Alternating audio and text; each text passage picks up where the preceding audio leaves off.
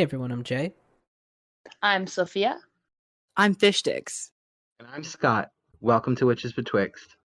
No pressure, but watch this episode become like one of the most circulated pieces of material out there on modern warding.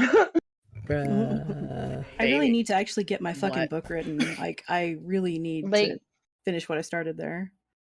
Yeah, I'll be your editor. Just like, oh yeah, Jay's actually pretty good at editing. If you need somebody else, Honestly, like, who, I hate editing my own work past a certain point. Like, You really shouldn't. I am an editor, but Yeah. like, Mhm. I'm always really sensitive to the idea that because I have ADHD, because I'm schizo, Mhm. I tend to skip entire fucking bits of and trains of thought that explain why I'm saying what I'm saying. So, Mhm. like, I will leave out whole ass sentences that need to be there. And so, like, when I'm having somebody edit a piece for me, I don't want them to have read it as it goes because they're more likely to overlook those things because they get the gist. Mhm. So, like, my first readers, I'm sitting here going, if anything doesn't make sense or you don't know how the fuck we just got where we are now, please leave a note there. Also, red pen the fuck out of me. I have a thick ass skin. You're not going to upset me. If something is Excellent. stupid, just be a fucking 5-year-old and be like, this is stupid. No, I Just tell me genuinely, that. Like, 5-year-old advisor. yeah, I genuinely love editing people's stuff, like to help them out and shit. So I would Yeah. gladly offer my But, like, services. What I was saying last last time we just even talked about this on the episode, I leveled up as a person on my own wards, right? Mm. And then like we're doing this like 3-ish months post on when we recorded that. So I've had a lot of time to actually sit and practice shit since and work on it and have wards like get spun up. I had ones like work great. I've had ones that got shattered and I didn't even try to fucking replace because I could see what they were doing. Like, I've leveled up my word game just from fucking talking to you, just to be able to even bring it into this episode. So I'm sure it's going to do something for a lot of people. But no pressure, you know. No, I'm just fucking with you. No pressure. No pressure to any of us. We're all quite good at what we do. But Oh, I fuck did want to introduce the topic of today's episode, which is the episode title that I've been sitting on for a long time because I'm really proud of it. The World of Wardcrafting. Welcome. With I don't get sued. Well, I hope I don't get sued. Don't get sued. Don't get sued by Microsoft now. Ward Yeah, versus Sue. Yeah, Microsoft is buying they're buying Activision. everything. Yeah. Not to get into capitalism too early in the episode, but Oh Episode god, starts. you didn't even make it a 10 seconds. but yes, that's what we're going to be talking about today. I would say all of us are really looking forward to Professor Fish really kind of launching into a discussion on words. It's kind of like it's your specialty, you know, you're good at it. So, unless anyone else wanted to kind of open up, like Sophia, did you maybe want to open up, or Scott, did you want to did you have like kind of like any opening kind of thoughts? I had supplemental shit to add in like at midpoint. Mm-hmm. Okay. All right. So, warding, and like warding is on a lot of our minds usually. Well, I mean, warding is essentially just defensive or protective magic, right? So you are doing something to ward off or prevent, misfortune of some kind. So, like, that actually is the heart of what warding is. It's known as apotropaic magic. It stems from the Greek apotropein, which means to prevent or ward off. And it's exactly what it says on the tin, y'all. When you're warding, you're turning away harm in some way, whether that's using a good luck charm, a symbol from a dogma or religion you were raised in or take a lot of comfort in, a tradition or a behavior that's said to avert misfortune, or like the evil eye, making offerings to protective god forms or spirits that you work with or hold resonance with or, actively worship. And then there's also warding using your own methods and means and, cultivated tech and paradigms to, protect yourself. So that's what we're going to be talking about today. Thoughts? I am very in. Yeah. This is something that I actually requested that we get back to recording because we already did a first attempt at it, and we had to kind of scrap it because it was we had a friend come in for the episode as well, but his connection was really bad and we couldn't quite hear him. So Yeah, it derailed like the whole damn thing. It was not a good take, but thankfully, We can do multiple takes, and y'all don't even know. Ha ha. Yeah, and the second take is always going to be better than the first when you're doing it on the fly. So Oh yeah. And like I even personally learned a lot from that conversation. I don't want to necessarily talk about the talking points specifically that Fish brought up because I did learn some stuff from her. But in the interim between that conversation, I think it's been about 3 or 4 months because I think it was still rather warm when we did it, and it's like fucking almost February at this point. Mm-hmm. So it's been a minute, and I've improved personally on my ward game by leaps and bounds. So I have a good chunk to talk about, but it's just going to be my own personal experience. I will get into some tech stuff later, but I don't want to necessarily like lay it up front and center because it's kind of like I said, supplemental. It's like thoughts about things I've observed based on the things that we're going to talk about. I get you. So, like, before we get into the nitty gritty of wards, I want to kind of point out that wards are a very diverse body of work. No matter if you are a theurgist, you're working from the religious or the dogmatic bent, or a thaumaturgist working from the results-based magic bent. There are wards everywhere around you, whether or not you actually realize it or actively notice them at the time. A lot of folks grew up with a horseshoe over the door, especially in the West. A lot of folks have seen symbols on the sides of barns. The arrangement of wood lattices in the front of old-style houses. Gargoyles on the sides of buildings. Those are all examples of wards. Not everybody knows it, and sometimes the people that observe these things are not even aware of the warding that those symbols and traditional features convey. And the benefit of some types of wards is that you don't have to know about those things yourself. Your average, Joe Q normal does not necessarily know why some of the things that they do traditionally to, ward off the evil eye actually functionally work. And they don't think of them in terms of magic, but it's all magic. It's the direction of will. It's the imposition of your will on reality. So you're going to see them in a lot of places, whether it's the mezuzah on a door frame somewhere. If you ever see the little metal or wood or decorative enameled tube on a door frame about at head level, that's a mezuzah. Yeah, it's a casing that folks that practice Judaism fill with a scroll that was consecrated and created by a rabbi. Oh, you know what? I have seen one of those before. Mm-hmm. Yeah. And those mark the house and bless the house and protect the house in some ways. Depending on how orthodox they are, you'll see one just on the front door, or you'll see one on every door frame in the house. Wow. So it's an example of warding. Local Jew chiming in. Another one that comes to mind with what you've mentioned is I've heard of people leaving sieves above their doors, so that a spirit that comes through has to like move through all the spots and it slows them down. I think we even talked about it on an episode before. I did. You actually mentioned that. That was awesome. But there are a lot of different wards that you'll see in places, and if it seems out of the ordinary, but it's over a symbolic or literal barrier or point of egress or ingress, like a door or a window, it's odds are it's a ward of some kind. You just have to kind of parse out what it is and how it works based on the people living there or who put it there. So, like in modern occult practices, just like talking about us and our audience, most folks think about warding in terms of, protecting themselves from other practitioners. But really, warding is way bigger than that and way more useful than that. Like most folks who practice, whether they self-identify as a witch or a mage or a root worker or any other thing, they aren't all that practiced with offensive magic. They aren't. And they might threaten to use, things like vexes, hexes, haints, curses, and other types of malefic work far more than they actually try to use it. Because there's such a stigma in Western culture against that kind of work, and this sort of pervasive mimetic in regard to being punished for doing it. Like everybody's heard of the fucking threefold law. Oh God, yeah, and how people curse shame online too. There's this attitude if you curse that somehow you're worse than other people or you're doing something wrong, and it kind of also it's really racist and classist because a lot of people who are from like backgrounds that are disadvantaged or like straight up just fucking oppressed have to do oppositional magic because people are trying to kill them, and that's just a reality that people who aren't in those groups don't have to experience, you know.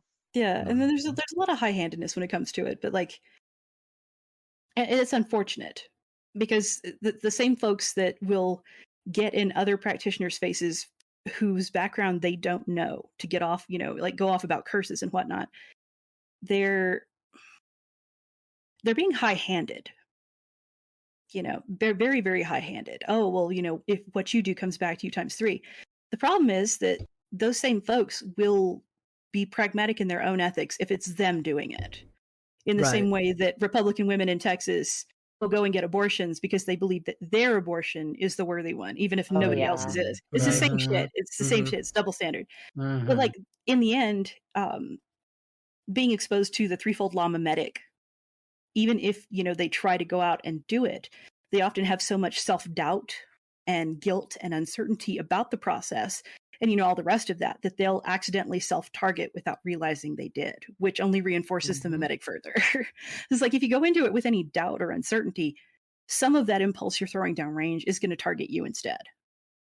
And on Hmm. top of that, if you don't know what you're doing and you don't have causal pathways available for what you're throwing downrange to actually manifest, it has to ground somewhere.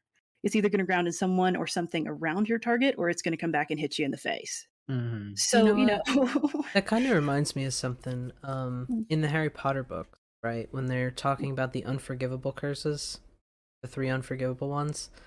They say in the Mhm. book, like when they're teaching the kids, or in yeah, they taught them. It was when Moody, right? When Moody was professor, he Mhm. taught them all 3 curses. I haven't read them. This is You news haven't to read them? me. Yeah, so No. there's a scene. So the teacher, he teaches them the 3 unforgivable curses: the killing curse, the pain curse, and I forget what the other one was. Like mind control, I think. Mhm. Correct. I can't remember. And basically, what So long what ago. he says is like, anyone can say these, wave your wand and say the words and you cast the curse, but these curses only work if you really, really, really, really mean it. Like you have to like kind of like, I don't know, it's just kind of like what you were saying, Fish, like how you have Mhm. to really have, you cannot have a shred of doubt about what you're about to do. Yeah, you really can't. Like, Mhm. and I know this isn't the curse episode, but No. like if I'm going at it, and I define my curse work as malediction because it's Mhm. people throw the term curse around a whole lot and it's become very casual to say it. And the shit I do when I have the occasion to do it is not casual. It's expensive. It's expensive in time. It's expensive in resources. It's expensive in Mhm. focus. It's expensive on my emotions because I have to fucking hate something, Mm-hmm. or I have to be very driven to do it. Like it has to be very one pointed. And not a lot of people want to drum up that kind of angst for that kind of shit. And I'm not saying that people who don't do it are somehow better or worse than people who do. Mm-hmm. Mhm. It's just the end point is that most people who talk hard about it, if they have to tell you they're going to do it, they're not capable of doing it. Like Mhm. if they casually threaten with curses constantly, like, yeah, I'm going to curse you, blah, blah, blah, blah. It's like if they have to tell you that they're going to curse you, if it's not just a warning of if you do this, you're going to take it in the face, Mm-hmm. if they just like offhandedly threaten you with that shit, just trust that they probably can't pull it off. That's Most fair. people I Yeah. know who curses don't even threaten. You just know well enough that if you slap them, they're gonna hit back fucking 10 times harder. Yeah. And it's fucking bonkers because sometimes they do just throw for whatever stupid reason they have in their mind, you know? It's Fucker just a wakes up question. and chooses death. Right. It's like, well, once you get into like a deep focus and specialization in this shit, it becomes actually harder to justify hitting anybody. It doesn't actually become easier to do it because the Mhm. things that necessitate that kind of shit become more and more narrow. But the Mhm. end point is that most folks consider warding against magicians to be the primary thing they need to be doing. And really, no. Mhm. Unless you have a habit of making enemies that actually know what the fuck they're doing, warding against other practitioners is really like one of the last things you need to be concerned about. Warding, for the most part, is very practical. It's very practical, like Mhm. warding your home. And like the things you should be warding are pretty simple. You need to be warding your body. You need to be warding your house. You need to be warding your car. You need to be warding places that you spend a lot of time. So if you work outside of your house, you need to probably ward your workplace. But those are the 4 things that you really need to pay a lot of attention to warding. You can also expand to, your family members, shit like that if you want to, depending on what their use case is. Because you're not just warding one thing. You don't just say, okay, going to protect this from all types of harm. Yeah, you can do that, but that's not very specific. And the threats that we face on the daily basis in the West are kind of specific, okay? Mm-hmm. For instance, your car. Like, I'll go off about warding your vehicle for days, because one of the most dangerous things that you, the listener, do on any given day is get into a fucking car. Thank you for reminding me to get that word for my sibling's car. Yeah, like magic works by causal pathways, right? And this is me asserting my fucking paradigm. I'm sorry, but take that how you will. If there's not if misfortune is going to befall you, it's going to be limited to the things around you that can cause misfortune to happen. And that's how magic works. We don't shoot lightning bolts out of our asses, y'all. We shift coincidence and we shift reality via synchronicity toward our purposes. So misfortune works that way, whether you're trying to ward against somebody who's trying to hurt you or just misfortune in general. A highway where all the traffic is moving 75 miles an hour or higher, where you're passing hundreds of cars, or hundreds of cars are passing you every half hour or hour. Any one of the people driving next to you or around you could be drunk, could be sleepy, could be fighting, could be playing with their cell phone, could be getting head, and might not realize that they're veering into you. They might be scared because there's ice on the road that causes them to veer into you. These are misfortunes that you can ward against and make them less likely to fucking happen. So ward your vehicle. Also, like, on a practical note, if a magician that does know what they're doing is trying to hit you and they know what they're doing, in your car is where they're going to hit you. That represents the point of chaos, the most chaos and movement around you at any given point. That's the most opportunity for their shit to hit you. It will be when you're in the car or when you're walking on a crowded street at night, but that's another part of this conversation. Driving in and of itself is terrifying, It is, and it's dangerous. Like, people get worried about plane crashes and shit, but the place you're most likely to die is in a car. Which is There's other places, but I'm not going to give people ideas to. Right there. So practical warding. There are a lot of kinds of wards. You have ablative wards. And those are wards that you've probably seen before. If you've ever seen someone walking around with a red thread around their wrist, that red thread is designed to attract and kind of absorb misfortune and malign energy. And that red thread is fragile on purpose, because when that red thread fails and it has taken enough damage, it will fall off of your wrist. That's when you know it has done its job enough, it is spent, and it needs to be replaced. Ablative wards, think of them like a flak jacket. Yeah, you can take a couple of really good rounds to the chest, but after that, it's useless. You have to get another one. And ablative wards, actually, they have a really good purpose, because the alternative is a static ward, which is harder, it's more permanent, it can take more damage, but it's also more brittle, and when it fails, it will fail big. So, like, imagine the Cathedral at Notre Dame. It burned, last year before last? In 2020. So I don't know if this is the case, but it acts as a good example. So suppose that the church, and a lot of churches are known to have big static wards on them. They're hard wards. And those wards are supported by the people who look at that cathedral or that church as a sanctuary, as a place of shelter. If something terrible happens, that's where they will go. All of those beliefs in that place act as a passive ward on top of whatever religious wards are put there by the priest or the people who built it or anything like that. So those represent static wards. When they fail bad. So think of it in terms of it suddenly burning down or the ceiling collapsing on everyone inside. Static wards are awesome, but you can't just use static wards. So, like, you have to think in terms of ablative. For my part, I layer my wards. So the innermost wards are going to be static, but all of the outer layers will be ablative. They're designed to take damage and be monitored and replaced over time. Another type of ward is a diversion ward. This is one that Omni actually like I knew about them, but I didn't really see them as terribly useful until the way Omni described them once. It's the idea of a witch bottle or a proxy, a false self, Yep. an attractant that is away from the caster. This is specifically like magician on magician shit, though. Like you put sympathetic links to yourself into a jar or a bottle. You know, all these things that are you essentially by contagion's sake. So nail pairings, piss, whatever. I don't know. Piss magic. We need to have an episode on that. Oh, that would be hilarious. That needs to be the 420 Oh my episode. God. We need Oh to my get, we need to God. get stoned and talk about piss magic. Yes. Well, I let's mean, do if we're it. doing piss magic, that ties into cursing because that's what piss magic is. For those of you who don't know, you don't typically use piss for good things. Well, no, I mean, I was like, You where heard did I it here, miss the folks. connection between piss I mean, and marijuana. Like, I mean, other let's than like peeing myself because I'm coughing because I'm smoking so much, like maybe there's the connection. I'm sorry, wow. well, I but- mean, some types of terps, some types of terps kind of smell pissy to me, but you know, that's just me.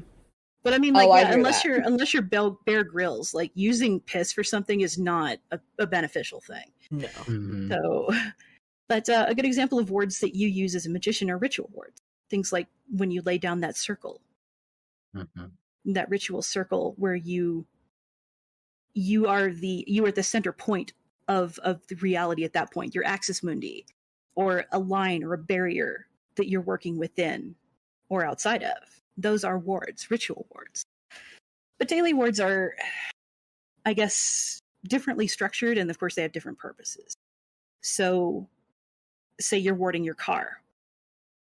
You're going to be encoding intent into whatever, you know, tech you decide to use, whatever magical mechanism, whether that's using traditional protective symbols, bind runes, Ogham, if you're, you know, using Gematria or Hebrew, Sanskrit, if you're making sigils, using holy words, things like that, you're going to use your own methods. But essentially what you're doing is encoding that symbol or that object as a ward that you then go through the process of creating. That's sacrifice. You're sacrificing your time.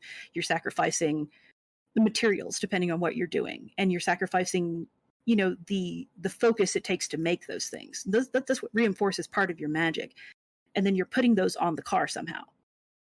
And that can be anything. That can be like a charm hanging from your rearview mirror. That can be shit that you hide underneath your hood using a rare earth magnet.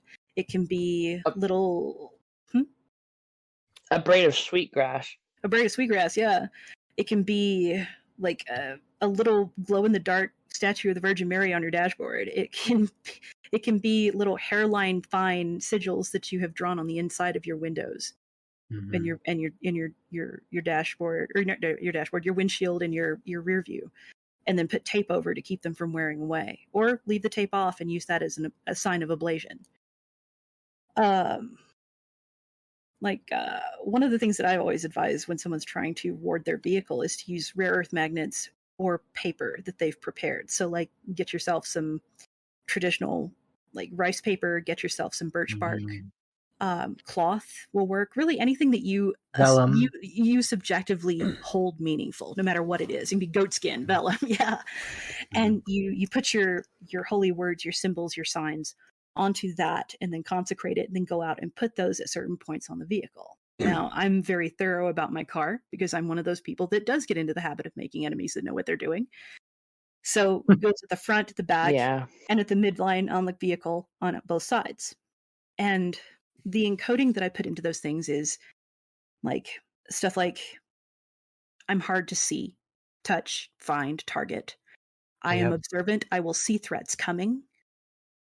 I am easy to see to vehicles around me. That's the other thing. Like, make sure that part of the thing that you're encoding in, and you can condense a lot of information into a word. It can be multiple statements of intent that you have sigilized and then put those sigils together into a single symbol.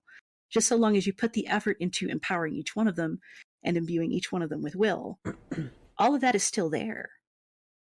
And if you save that sigil somewhere else instead of just fire and forget, and you sustain it periodically, that keeps the words good longer.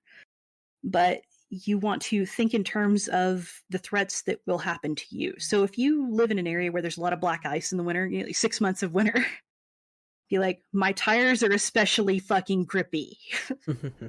I am easy to see by other drivers. Other drivers will avoid me. Things like that. You're working on intent statements, no matter how you're encoding them. and then you're putting them on your vehicle. And you really need to be able to check in on those things every now and then. So if you have a novel method of sort of reaching out and feeling how much damage the words have taken, and if they can be renewed, use it. Use whatever you can. There is no set playbook on how to do this shit. Just figure out a way that works for you, that you can prove like to yourself, and do it.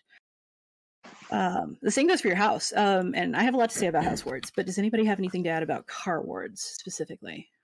I kind of wanted to jump on ablative wards a little bit because I learned something about that and would want to add to it.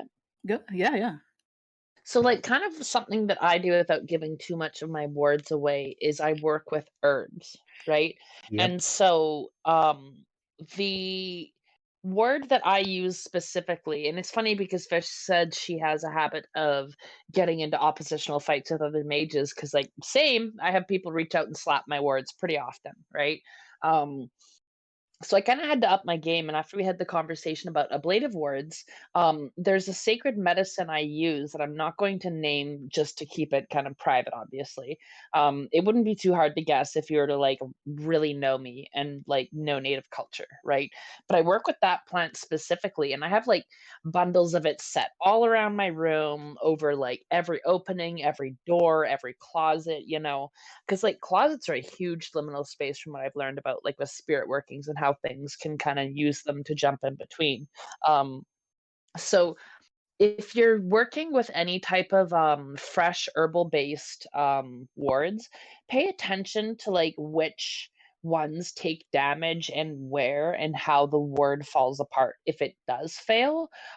Typically you might get little bits, like I've had times where like there's like a little bit of house conflict going on and it's around like the kitchen, and I'll see the wards like really take stress from that and like have bits of it just fall off and start breaking, and you'll find them on the ground, right? Or there's times where like someone takes a swing and like maybe the string keeping it together pops, or like a really notable chunk kind of falls out and it really just falls apart, you know? So there's varying things that you can do. And for me, because you don't ever want to let those words stay too, or like get too dry if you can. For mine personally, since it's an herb that I burn daily in one of my devotional activities, I eventually, when it comes to making new ones, I gather up all the old wards.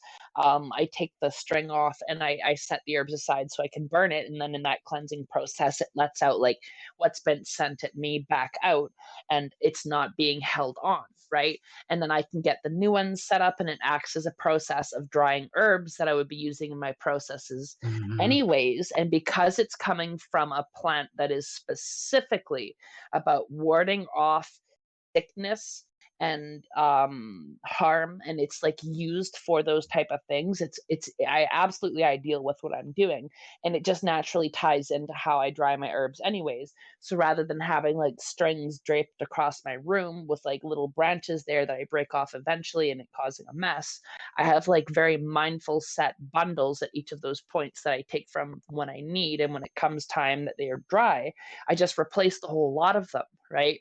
And you can kind of see how they fall apart. And like when they're really fresh, if someone hits your ward and you notice something happens and it falls apart, like you can reset it. And sometimes this will probably go into another part of the conversation. If it's moist enough, I find you can thread trace really well. Like I had someone recently reach out and actually try to take a crack at me, and he didn't necessarily like hit me, but because they got my like ward, right? And as I was like retying it, I got a vision of this person's face. So I was like, oh, okay. And it was pretty spot on. So like um yeah, like thread tracing is another thing that you can tie into your words too, so that if someone does throw at it and it pops, you can get an idea of who's doing what. But I'm sure we'll touch that in a minute. Using And go yeah. ahead, sorry. Oh no, I was gonna say similarly to you, Sophia. I use St. John's wort picked on St. John's Eve, which is a traditional English, Irish, European traditional witches herb that we use generally to keep away spirits, because that tends to be more my issue. I used to have an issue with other witches, trying to do stuff. Thankfully I don't really get involved that much anymore, but You're retired. spirits tend to be my problem these days. Just spirits that ride the wind, things that just want to come Yeah. scampering about. And I kind of don't always just like having an open door policy. Not every spirit is something you want in your space all the time, or if ever, Yeah. They can lie, they Yeah. can do all sorts of things. So St. John's wort in particular is very, very good. As far as the folklore goes, it's almost my partner always says it's weird because it's so particular. It says it can keep, well, the Christian folklore, the sort of that came sort of later, was it could keep the devil 10 feet away from you.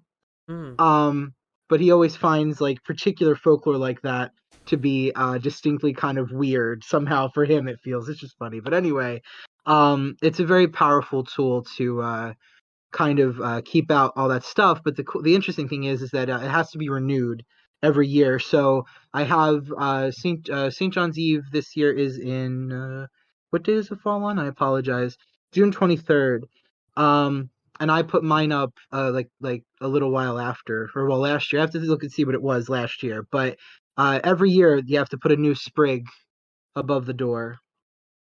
So, And that's the nature of ablative wards, is that they take damage over time, and only you are going to know your use case and the amount of time that you can estimate those wards to be good for.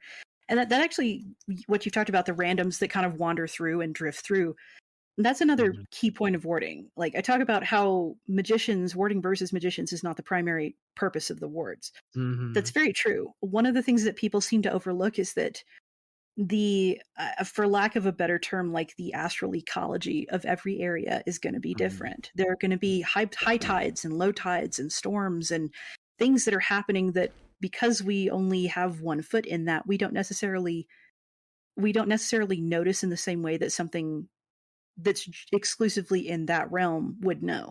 So if you live in an area that has spiritual turbulence all the fucking time, those are going to erode at your wards in the same way that a tide will erode at rocks on the shore. So they're going to take natural damage over time, just because they're helping stabilize all that energy within the space that you are warding, whether that's your car or your house or your body or your workplace, wherever the fuck else. They're designed to kind of not really terraform, but just keep that area stable in other ways. So like if you know that you live in a place that has a lot of spiritual turbulence, ward against that too. Make it, make your area, make your shelter, the places that you have warded, your safe zones, a calm place. And if you've got a lot of like spiritual movement, like if there are a bunch of townies that just sort of lurk around, like ambient spirits that you don't necessarily want roaming around in your space, or that, some of them are harmful, or some of them are, mischievous in not that not funny way, you can ward versus those. And they and there are a lot of ways that you can go about warding too. Warding is really all about how you subjectively see those wards working. So like for me, a lot of my wards are, especially the outer layers, are designed to be frictionless. I always think about the ship at the end of Hitchhiker's Guide to the Galaxy, the ship whose hull is so frictionless and so poorly reflective that it's hard to see it against the backdrop of space. And that's how I designed the outermost layers of my wards. It makes me hard to touch. It's hard to get a toehold in my area. It's hard to notice by passerbys, whether they're magicians or just random people looking for somewhere to burgle. Like, make my place less of a target. Make it harder to notice. Make it not stand out. That's, I was gonna say, I actually do a lot of like, for the, I guess the outermost, as you said, layer, I try to do like invisibility or going unnoticed, sort Making of it make my obscure. place just making it, just your eyes just kind of move over it, you know what I mean? Yeah, You just kind of, you acknowledge it, but you're hiding as a hidden which gem is in the funny, blind spot, because I deliberately cast something on myself and work with something to be able to see things like that as part of my defenses, as like kind of a true sight spell. Because very often a lot of people can like put up charms to kind of try and like lull you one way, and I notice I don't get charmed quite as quick as other people do with certain situations. And spots that are like really easy to slip over, I kind of have almost like a sense that alerts me to it sometimes. So I don't know. There's also ways to hone in on those too, and I would almost try to work something into it this is going to shoot me in the foot, but maybe try and work something into it to factor into people like me who deliberately have stuff up to look for that, so I can spot liminal spaces and in betweens, because that's like a big thing of what I do with synchronicity magic, right? And very often I've even had people be like, how did you find this, or like, where did you even get this, or like, how did you find us, sort of thing. So Well, I mean, magicians are yeah, kind of masters of the blind spot, though, and like it's I'm true. not really worried about magicians when it comes to a lot of those outermost layers. Some of them, yeah, but for the most part, I'm more or less worried about the dudes that are walking through the courtyard late at night who are casing, or Yeah, I get you. someone who's looking to vandalize my vehicle. Like, they're going to overlook my car because it looks unremarkable, and that also leads into things like causal pathways. Like when you're warding, it's not just about the magic; it's about cutting down on the number of pathways by which misfortune can happen to you, whether that's a magician who is throwing hate your way, or it's just misfortune that becomes more and more likely as you go along. So like if your tires are bald and you ward versus wrecks and ward versus flat tires, if your tires are bald, how the fuck is that ward supposed to help you? You have to have a causal pathway for that word to work, y'all. So fix your fucking tires. Get your brakes fixed. If there's something really obviously wrong with your car or your house, like if you know your wiring is bad, if you know there's like one outlet in your house that doesn't fucking work, and you end up with an electrical fire because you didn't get that shit taken care of, what the fuck good is a ward versus a house fire going to do for you? You have to take steps. You have to go through and shut down as many of those causal pathways as you can for your ward to work. Right. It's that same adage of, it's so much easier to make someone fall in front of a moving bus than it is to drop one on someone from orbit. It's the same shit. So you have to look at your risk factors. Like if you're trying to ward yourself versus sickness, but you eat like shit and you don't take care of yourself. If you're trying to ward yourself versus tooth damage, but you're not brushing your teeth. If you quit calling me out. Come on, this is everybody. This is the U.S. This is North America. This is EU. Like in a lot of places, fucking dental work is expensive. So I'm like, just, why do I just picture you're saying this? I just picture someone with like, how people have like those grills or whatever, but it's just like all these different like fucking sigils of like warding against bad teeth. Oh my god, beige grill. I love it. Yeah. I love it. Although I picture it like what you call it, like the sigils are sort of like ground into the tooth, like etched. Oh yeah, that'd be cool individual too. gemstones for each tooth. You got trend. like your bloodstone tooth, and you got your like amethyst over here. Oh, what are people getting teeth engravings now? Is that what they're not getting teeth engravings, but they're filing their fucking teeth, and I don't know why. That's all that permanently destroys your fucking enamel. Like if you're gonna be doing that shit, that's worse. That's like getting a fucking root canal, but just like not even used. You don't get any of that enamel back. Like enjoy your facades of fake teeth that you're gonna have to get. Mm-hmm. But yeah, it's the same thing. Like if you're going about warding, like practical home warding. So we've talked about cars. Let's talk about houses.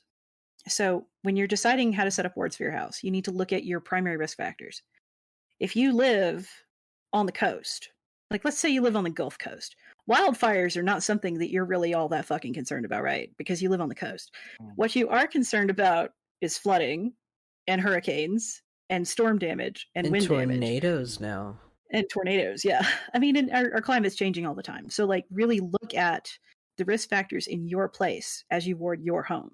And look at the things not only that are the greatest risk to you from natural causes and from little incidental things. Like if you live in a house that's 50 or 60 years old and, the wiring is bad, obviously electrical fires are a concern.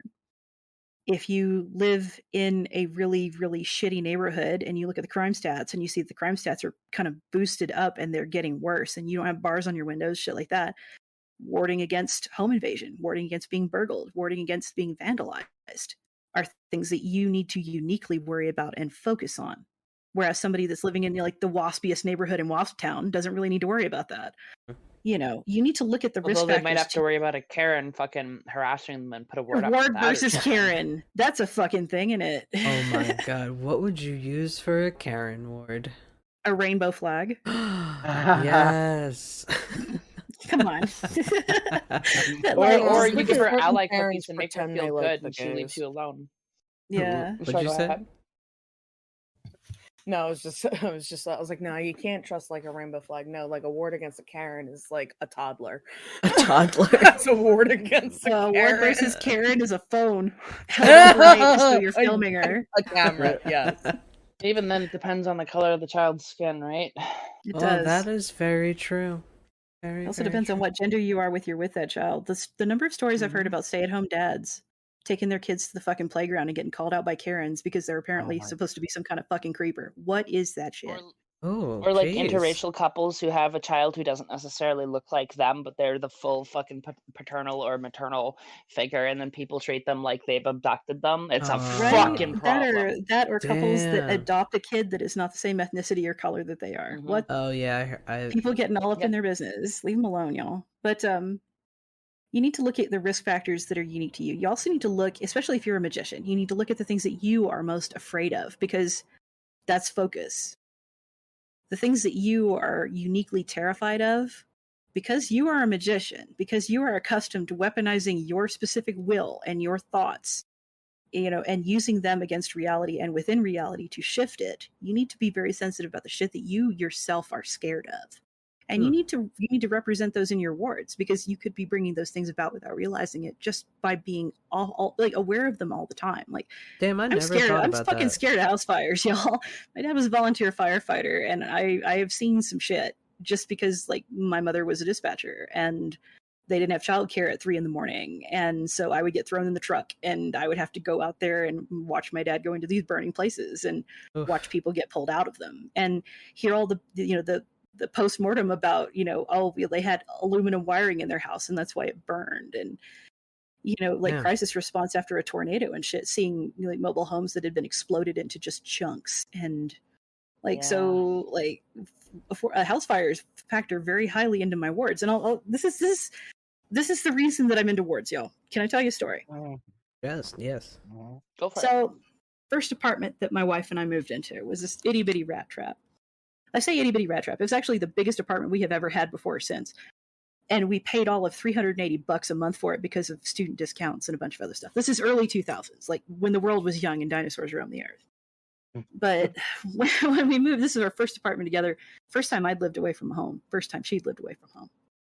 And within a couple of days of moving in, I was having these nightmares about fire that I'd never really had before. Like I was scared of house fires. I had never had nightmares like that, ever.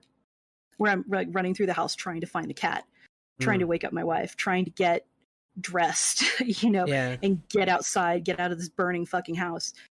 And I was scared of it. And I always thought I could smell gas, even if I couldn't. And this is the first house that we lived in, or that I'd lived in a long time, that had a gas furnace and a gas stove.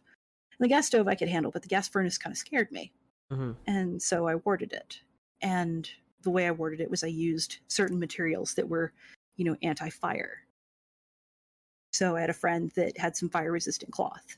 And I cut that into a square and I put a sigil on it that I had built versus fire. This is before I knew basically anything. All I had read about magic beyond like old ceremonial shit was like Condensed Chaos by Phil Hine and The Magician's Companion by Bill Whitcomb and Real Magic by Isaac Bonowitz. Those were basically the 3 foundational texts for younger fish, aside from like just ceremonial stuff that I had read and that hadn't clicked.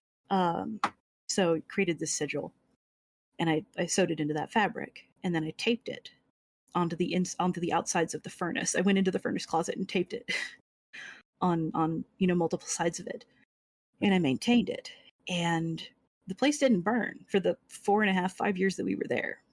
We moved out of there in 2005. In 2013, somebody hits me up and says, "Hey, you don't live there anymore, right?"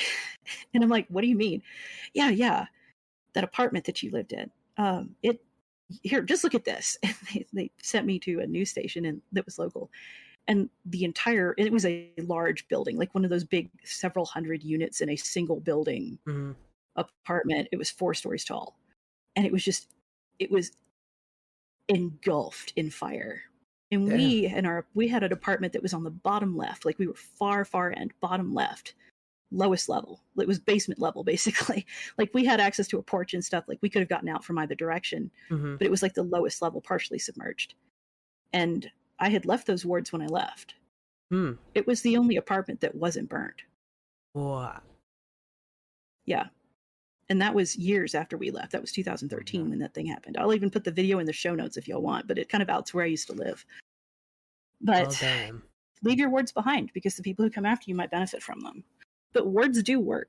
This is why I'm a gigantic advocate of wards. You should be warding against basic shit. Ward against house fires. Even if all that ward does is buy you a little more time to get the fuck out. Even if that means that firework that was originally going to land on your roof and set it on fire lands in your yard. At least it's not on your fucking roof. You're trying to divert misfortune that is coming toward you, whether it is on purpose at the hands of someone else, or it's just fucking life. Because bad shit happens to good people all the fucking time. It doesn't have to be a war. It does. You don't have to be in a fight with a magician. You don't have to deserve it. You don't have to have done something that made you uniquely, like, fuck you in particular. Bad shit happens to good people all the fucking time. What you're trying to do is, like, divert that. What? Yeah, I was saying that's a really good point to make, because sometimes, especially when you're younger or just beginning to get into magic and things like that, you kind of start to think, oh, every bad little thing that happens to me is because someone's working something against me, right? You know, sometimes you can fall into that trap. Narrative. Yeah. And so it's really important to make that distinction that sometimes shit just happens. Yeah. And there's always, and especially with younger practitioners who are just realizing, oh shit, magic is real. Oh shit, you can do a lot of weird ass things with magic I never realized you could do. When they're first doing that, they tend to see enemies everywhere. And if you're talking to someone new who is just now hearing about some of the shit you're involved in, you, the graybeard, you know, the person who's seen some shit, and you're like, yep, one of my regulars just popped me, and they're like, Mage War. It's like, no, just shut the fuck up, just be quiet. Not everything bad that happens to you is the result of a curse. In fact, most of it fucking isn't. 99% of the shit that happens to you. Like, and it's ridiculous. Like, sometimes I'll see older magicians that still think that way. Like, I had, and sometimes they'll do it to try and get a leg over on you, or try to show you up in some way. Like, I've got this guy who keeps hitting me up every now and then. Is like, wow, all the misfortunes that happened to Sora Fishsticks, I have to wonder if they're a result of her trying to hit me and it going back to her. It's like, I don't give enough of a fuck about you to hit you in the first place. And I don't hit people who are clearly mentally ill, which you are. You know, you don't get to put those fucking words out there and actually, you know, pretend to believe them. Like, and if you do, what the fuck? Wow. But you'll run into people who are like, oh, this is a thing too. Like, if you're on social media or internet culture, half the time, if you talk about some of the shit that's going on in your life, people will suddenly forget that bad shit happens to good people all the time. And they'll be like, oh, she's been cursed. There's a hate. You've been vexed. You've been maledicted. You've done something. You've earned the ire of the Black Lodge, the whatever. It's like, no. Sometimes dumb shit just happens. Buy a fucking helmet. Ward up. And, like, as somebody who's been struck a fuck ton, and Fish can verify that, I know where it's coming from. And it's out. I can tell you this right now. It's from inner culture, a culture bullshit, because I take a stand against stuff, and I'm a fucking trans woman, and that's fucking significant majority of it right there. And then occasionally after that, it's like interpersonal beefs, and that's pretty much it. Yeah. But, like, I'll say though, like, and I'm not, like, obviously I'm not trying to, like, contradict Fish at all. I completely agree. No, go ahead. But I will say that like, having worked at Harry's Occult Shop when I was 19 and stuff like that, which was once a popular occult shop here in Philly, there was, or is, a sort of underbelly, if you will, of what is normally, and I don't know exactly, like, you know, the whole culture of it, because I still love that. But there is a thing with people still trying to backbite using magic at times. So you mentioned, Fish, that you'll find even older practitioners. I find a lot of the time though that, like, a lot of them are traditional craft, folk magic practitioners, practitioners of more ancestral traditions. Yeah. For whatever reason, there is a culture, like even in Italy, or here in like South Philly, even. But there's like even stories I've read from Italy and Appalachia, where people do, for whatever reason, in the if you want to call them old school traditions, whatever, they for whatever reason do have a culture of using magic as a form of, it's almost like gossip, Oh like they yeah. use it in the same way that they use gossip. I'm not saying that they're like cursing the whole family line kind of thing, but like they had no They'll vex problem each like other periodically. throwing a powder on their doorstep, you know what I mean, to Yeah, they'll give them a hot foot or some shit. Yeah. yeah, like, and like for whatever reason that's a thing, but Yeah, I I mean, totally feel what you're saying, by the way. in general, like for the most part, what I'm wording this for is folks that are not part of traditions that have a Right. rich history of that kind of stuff. Like I'm talking about just like your random folk that they were raised Presbyterian or lapsed Catholic or something, and they picked up a magic book, and now suddenly they're on this rabbit hole. But like if you're part of a tradition that heavily uses things like vexing, hainting, cursing, hexing, whatever, you know it. You generally are aware of it, or you're aware of it happening around you on some level. It's obviously going to be real different for y'all. Right. But for your average person that grew up in a very sort of, I guess, typical American upbringing that has picked up magic in his first gen, that is not exposed to this kind of thing on the regular and doesn't make a habit of making enemies that know what the fuck they're doing. Right. So you make a really good point, and that does need to be said. Like if you're part of a tradition that does tend to weaponize this stuff and use it on the regular, you probably know it, and you also probably know how to divert it. That too. To quote a member from our server who I haven't asked him for permission ahead of time, so I'm not going to say his name, but and this is a rather skilled magician. Like this is somebody who I come to for advice on probing my wards and tech I've developed, because he really knows I know who you're his shit. talking about. Fish knows exactly what I'm talking about. Yep. When you're, and to quote him, he said, when you're on a certain level, when you really are doing some serious work in magic, you can kind of get to the point where shit really does start fucking with you, but it's not necessarily people. Like it's usually like other spirits or entities or archetypes. Like when you become a player in that setting, they're like, okay, well, who the fuck is this? I'm gonna like test you out. So like they have plenty of things to deal with, and intermage issues is very, very small compared to other things from what I've heard.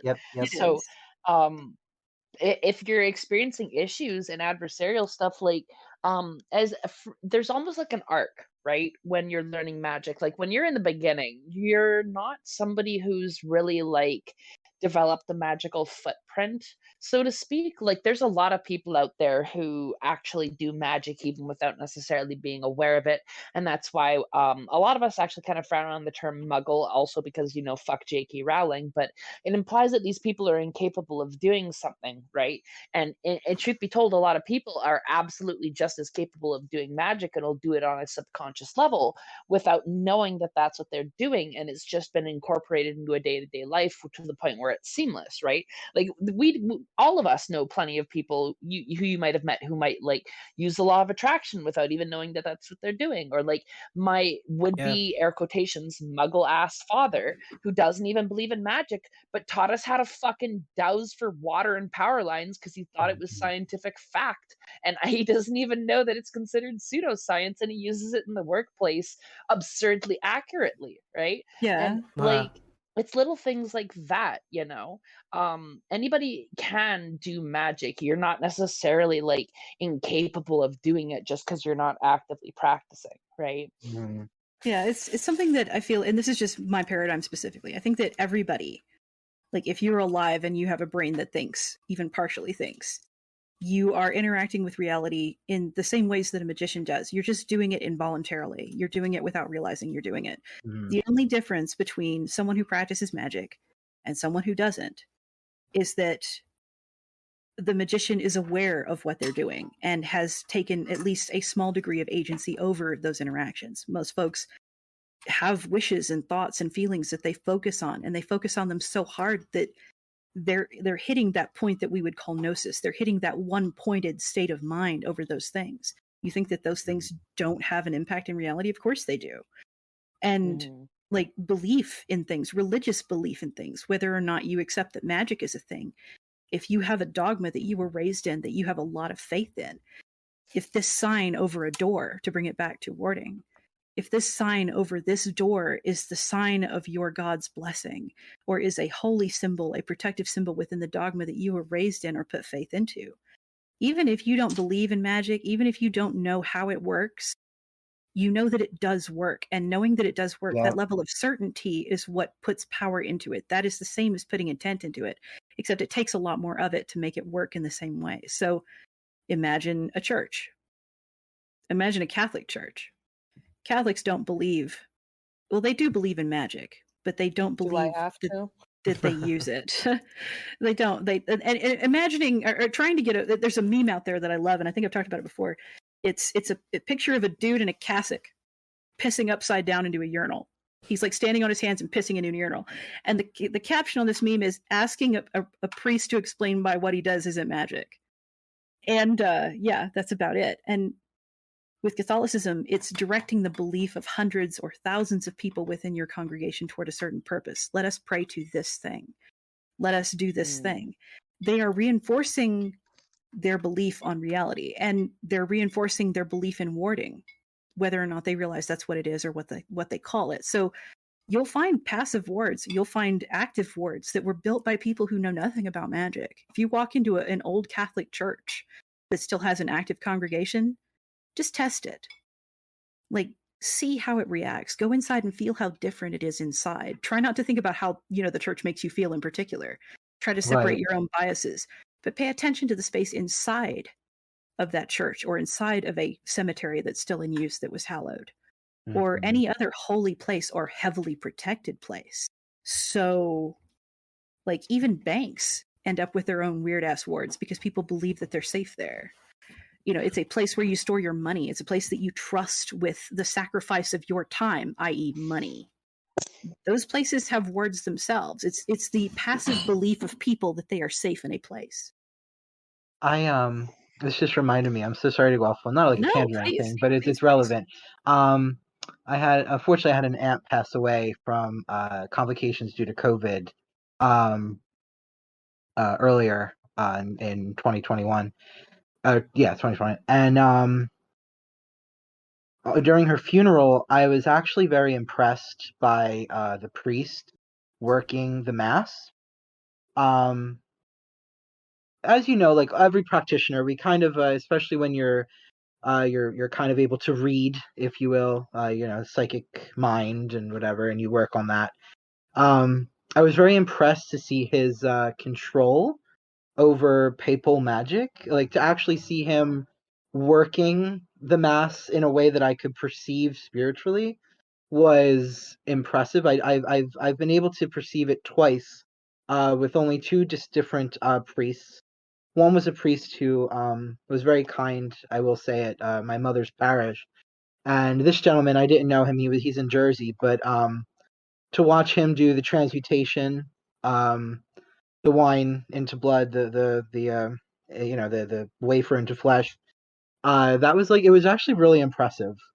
I'm not used to seeing it, so I was very and this was a new church. It was a small but new church. It wasn't like the wood paneling and the old stained glass windows. It was a very modern church. I was just very impressed to see his ability to actually like I said, work the mass. That was actually that's a really good ritual to have seen, because like transubstantiation, as far as Catholics go, and what we would call magic that they probably wouldn't, transubstantiation is easily one of the most potent rituals that they conduct. And it's if you ask anybody who isn't Catholic, that's straight up sympathetic magic. You are straight up making it you're making ritual materials out of bread and wine. You are associating them with a hard line to a deity and an act of sacrifice. Like that's big. And it was impressive. It was truly. I was watching And I remember at first, because I didn't even mean to, I was obviously crying. I was very upset. But all of a sudden, firstly, as he's going through, all of a sudden that religious magic, often even certain pagan magic, when my partner does his ceremonies for the Egyptian deities, I feel that same sort of feeling of sanctuary that I don't necessarily get when I'm doing rituals in traditional craft. But it feels like I don't know, like safe, holy somehow. And all of a sudden, this deep calm as he was reciting the mass, which, by the way, some of it was in Latin, which I was also very impressed. Mhm. And then at like all of a sudden, that kind of third eye opened, and I'm like watching him, and I could see, like, I could perceive these sort of the process he was moving through, his visualization. You can see as he stopped and sort of stayed with that part of the ceremony. Like, he would raise it and he would stop, and I could see him focusing, and I could see sort of the I don't even know if I could see it. It was more like a feeling, but I could like feel the energy that he was raising inside of himself through focus and channeling his deity. And it was just, I was like, holy wow. Yeah. I Well, it's was like, interesting. Like damn. Theurgy tends to have a like theurgic practice, which is religious practice. It's focused on interacting with gods and entities. It is God working. Theurgy, dogmatic magic, religious magic, does have a certain smack to it. It really does. Mm-hmm. And I don't think there's anything wrong with any of it, whether it's Catholic, whether it. I don't like what has been done in the name of Catholicism at all. Oh, absolutely. I Mm-hmm. don't like the things that have been done in the name of Christianity in general. And I find a lot of Christians and a lot of Catholics kind of irritating, but the underlying theory and the practice of what they do is actually really fascinating to observe when it's being done. Mm-hmm. And really, as it ties back into warding, if you have any theurgic practices that you specifically use, whoever is listening to this, theurgy does tend to lean into warding almost better than thaumaturgy or results-oriented magic does.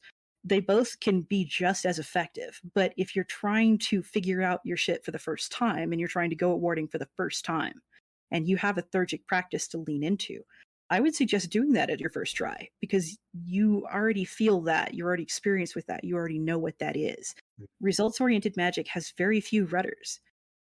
You have to self-gauge your results, you have to self-assess, you have to be realistic in that assessment. You have to test it. You have to find someone, like if you're anything like me and you have trouble picking up on certain things, like I can hardline keep an eye on wards and shit, but I wasn't always good at that. I didn't always know what that felt like or what to expect or how to see. Find someone who does to test your shit if you're going at this from a strictly thaumaturgic standpoint where you're just doing it with your own gumption and your own verve. But if you've got a thaumaturgy practice to lean on, fucking use it. Fucking use it. Especially if you're just figuring your shit out. But Right. so With, with go ahead. I'm so sorry. I thought you were done. I apologize. No, go ahead, please. Oh, to kind of go further with what you're saying, because I wanted to make a point too of spirit working, sort of as an act of not necessarily warding, but making sure that you have a strong spirit team as well. For those of us who spirit work, that's pretty important, at least in traditional witchcraft. A lot of the time we rely on our spirits to do a lot of the protecting. So kind of keeping up with our spirits, making sure that we're giving them their offerings, making sure that we're continuing our work with them and building a team that we need, and it could be really anything. Like if you had if you had a professional chauffeur in your family and they passed away, you could essentially ask their spirit to be with your car to keep you safe. They were professional drivers, they did it all their life. You know what I'm saying? Like you could do those things. I know we were talking about like warding cars. We could ask the spirits to also kind of work their influence, which is a bit of ancestral or necromantic magic as well, although not necessarily inherently warding, but yeah. Yeah, I get you. I mean, Mm-hmm. it could be something as simple as just asking, like if you have someone in your history who was like a race car driver or Right. was an escort driver of some kind, keep my eyes sharp. Mm-hmm. keep my eyes focused, warn me ahead of time, cause me to look in the right direction to see something before it hits me. Yep. That kind of stuff. Yep. Absolutely. So, like house warding, I think we went over practical warding. So ward against things that you yourself are afraid of and things that are real direct dangers to your house. You're also going to ward versus like weird spiritual interference of a place. If you know that you live in a place that has spiritual turbulence of any kind or has a lot of heat in that area for one reason or another. If you live on a civil war, like a civil war battleground, if you live in a place where there is tragedy, if you live in a place where there is atrocity, if you live in a place where there is significant levels of pollution, all of those things will impact how those currents move. And it's actually some of the pet shit that my wife and I are interested in studying and have been for a long time. Certain places are more spiritually hot and spiritually active than others. Yeah. And if you know that you live in one of those places, you need to plan for that with your wards. And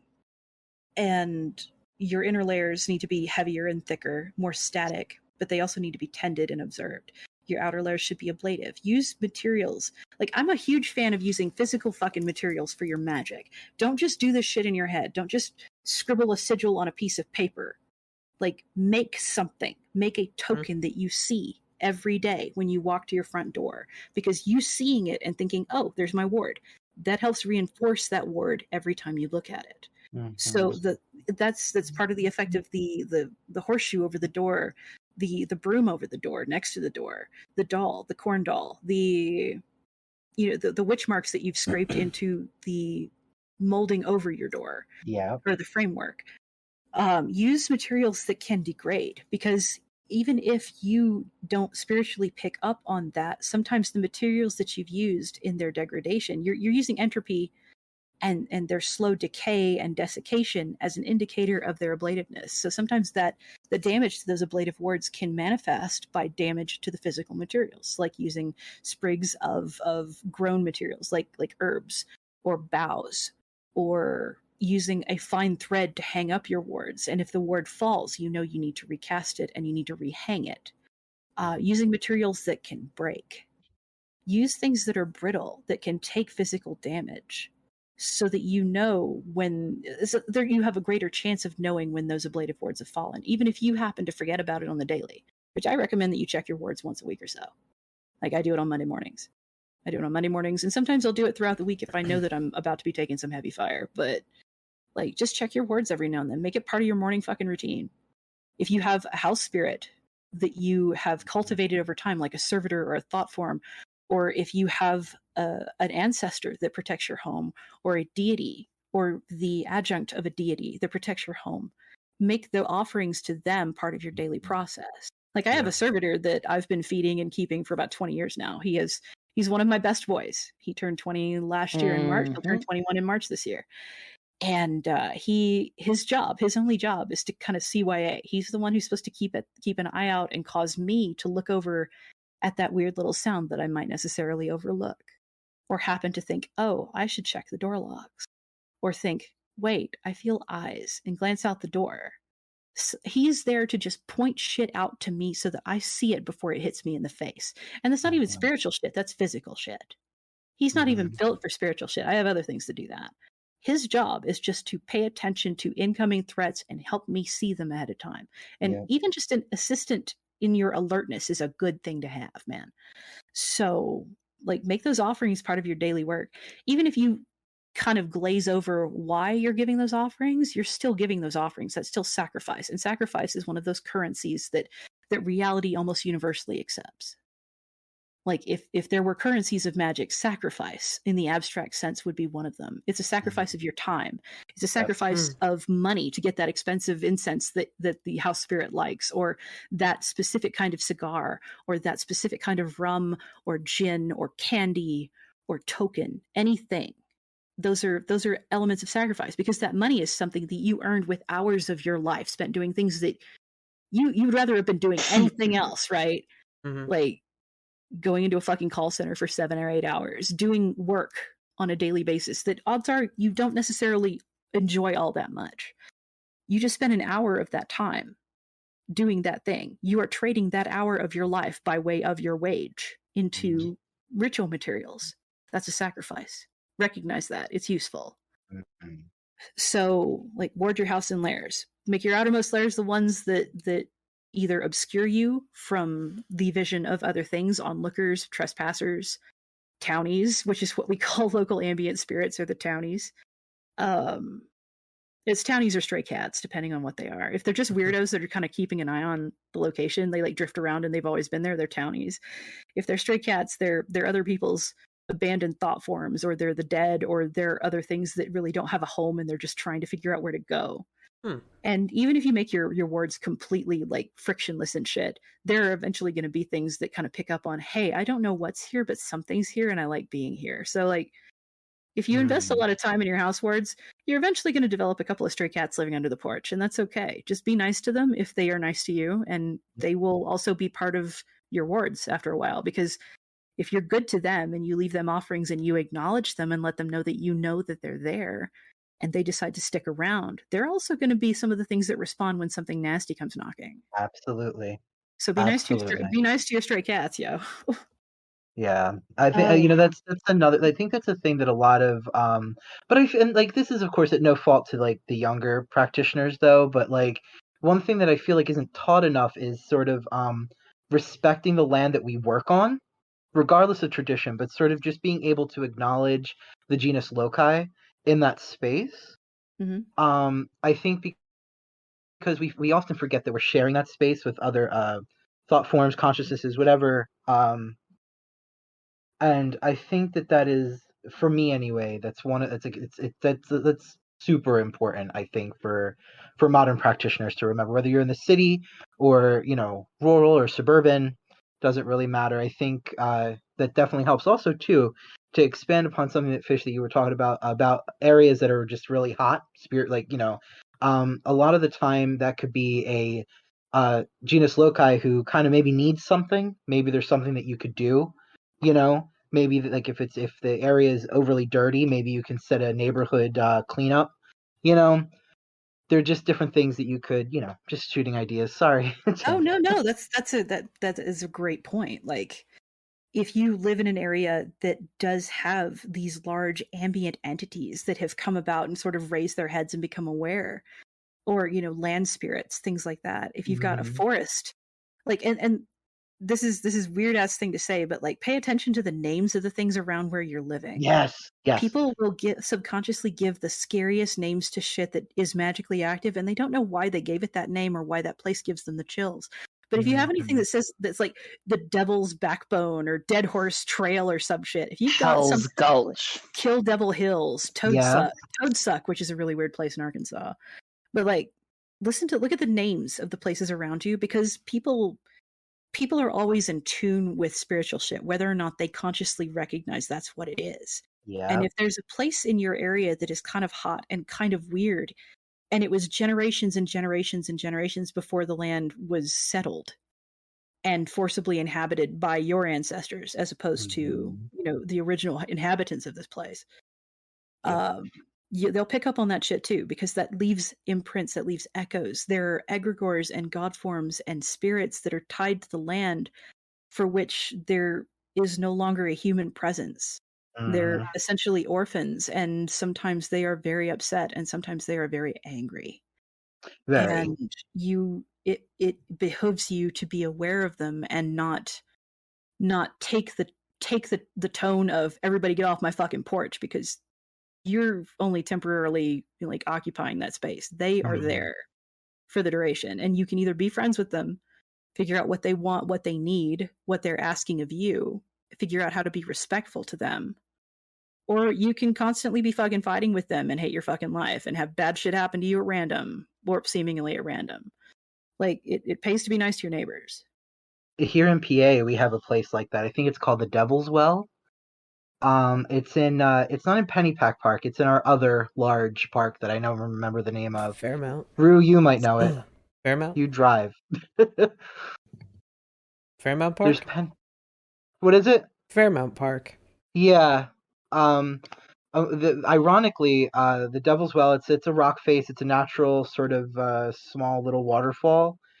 I know it's sort of a basin that just collects water. Unfortunately, the water is incredibly toxic, and very dirty now. But it is natural. It was not man-made.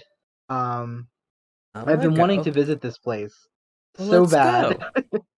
Huh? Well, let's go. We'll pick a date. We'll go. If y'all haven't Okay. done it by the time I get moved, I'm gonna come with you. That'd be cool. Ah. Yeah, I really, really want to go. That'd be cool, Jay. We should, though. We should Yeah. definitely go. I mean, we could always bring Fish along, if we want to go again. But I definitely want to visit this place. Hell People try to yeah. swim in it, but they get Hmm. all sorts of like ringworm and shit. But Yeah, I'm it's not kind a of good like, it's idea. probably, for No, me, thank I you. just think, well, you probably pissed off the spirit of this place. So. I feel like that actually kind of segues into the kind of discussion that we earlier kind of broached on about environmental causes for spiritual activity and turbulence. Like Mm-hmm. one of the dirtiest places. Like my wife and I make a habit of whenever we go on a road trip, we stop somewhere that we predict or know from other practitioners' experience or just from history and mythology is going to be a hot zone, a place where bad shit happened.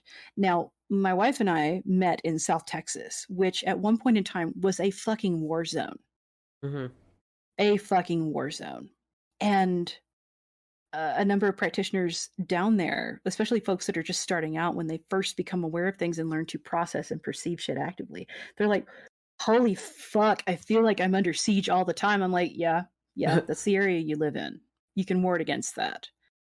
So, like, if you find as a practitioner that you've settled into a place and no matter what you do, you can't get comfortable, you can't feel safe, look into the history of the place where you lived, like way fucking back. Start where you are now and just slowly dial it back and start looking into your history.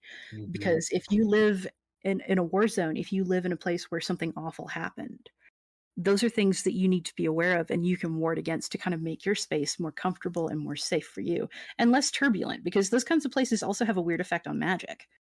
And they have a weird effect on the spirits that live in those areas. Like this is something that my wife and I are still dicking around with and trying to figure out like a basic theory for. But what we found so far is that places that we study Superfund sites, which a Superfund site is a place that is so polluted in the United States that the government has allotted funds to clean it the fuck up because it's a giant public health hazard. So one of the dirtiest places we've been to, short of Centralia, Pennsylvania, which holy shit, y'all, is a place called Pitcher, Oklahoma. So Pitcher, Oklahoma is a Superfund site that you can drive right fucking through.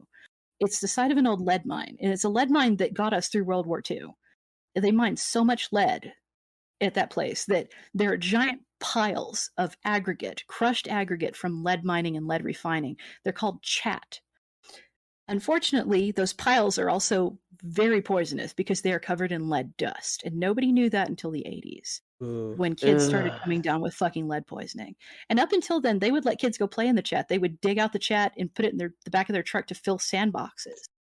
Kids showing up with fucking lead poisoning. Really bad lead poisoning. Until they finally That's said, like okay. by my hometown. Yeah, it was. Sorry, Pitcher was a very dirty place, and it's still a dirty place. Hardly anybody lives there now because the U.S. government said, well, I guess the state of Oklahoma said, okay, look, we need to relocate everybody. So they went through and they did the process of relocating as many people as they can, where they buy out your house and they provide you with funds to go live somewhere else. But there were some hangers-on that stayed. Well, those hangers-on had to deal with a tornado that just destroyed their whole fucking town, and Oklahoma was like, well, we couldn't buy you out, but we also can't rebuild. So you've got to get the fuck out now. So that town is a husk, but it's covered in these giant piles of lead poisoned chat, which is just like crushed aggregate like gravel and sand. And that was one of the places that we decided we were going to go and sort of assess. So, you go out there, you sit with it for a while, you see how it feels. You get yourself into a one-pointed state in a nice quiet spot, and you start to kind of taste the area around you, magically speaking. And you try to observe the locals, the townies, the spirits that linger there, and see what the physical pollution of that place has done to the spiritual side of things. And those spirits get real weird, y'all. They're not just upset. They're not just hurting and angry. They're different. They're different in a very weird way. And those differences depend on what's wrong with that spot. So far, as far as we can tell. Like, this is just our personal work. Like, this is still something we're working on and probably will be for decades yet. But damn, shit be weird in those spots. And if you happen to live in a place close to one of those, like if you're in St. Louis and you live close to the landfill, you've got problems, yo. You've got toxic waste from the development of the first atomic bomb, like the Manhattan Project, is in your fucking landfill, and your landfill's on fire. So if you live in St. Louis, you might consider the local ecology, your spiritual ecology. You might take a look at it and plan for that, because that shit's happening. Look for your local Superfund sites. Look for your local hot zones, and try to anticipate how to prevent those from affecting your work, because it will change some of how you do your work. It'll change how your work manifests. It's very hard to do work in hot zones like that, in damaged zones like that. And the work doesn't always... Sometimes the work does better than you think it will, but it doesn't hit how you want. So you have to kind of anticipate that kind of stuff. It's hard to explain, and we don't have any real lexicon for it yet, but those are things you need to ward for also. And if you live in a place that is super weird for other reasons, like you move into a haunted apartment building, pay attention to why it's haunted and try to work around that. Like place that we lived in Texas, it was an old reclaimed power building. It's all concrete and steel and exposed I-beams. And there's a river running right next to the building, like to the point that the sub-basement, like the second and third sub-basement levels are flooded with moving water.